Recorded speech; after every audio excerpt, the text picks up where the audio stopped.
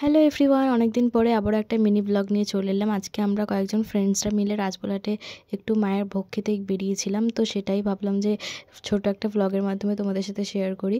তোমরা তো দেখেইছো আমি রাজবোলাটের ভিডিও এর আগেও শেয়ার করেছি, কিন্তু ভোগ খাওয়া সেখানে কীরকম সেটা আমি শেয়ার করিনি। তো আজকে ভিডিওতে তোমাদের সাথে শেয়ার করব। তো শেষ পর্যন্ত ব্লগটা দেখতে থাকো। যেখানে খাওয়াতে বসে সেই সেকশানে আমরা প্রথমেই চলে গেলাম, বিকজ আমাদের অনেকটা লেট হয়ে গিয়েছিল। তো দেখতেই পাচ্ছ এখানে কী কী দিয়েছে, ভাত, ডাল, তরকারি। তো আমার পাতে একটা বড় চিংড়ি মাছও পড়েছিল।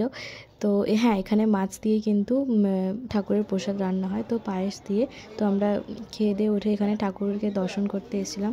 তো দেখতেই পাচ্ছ ঠাকুরকে কী সুন্দর লাগছে। তো আমরা এখানে তারপর বসে বসে টাইম কাটাচ্ছিলাম। আমাদের যেহেতু অনেকদিন পর দেখা হয়েছিল, তো অনেক গল্প করছিলাম।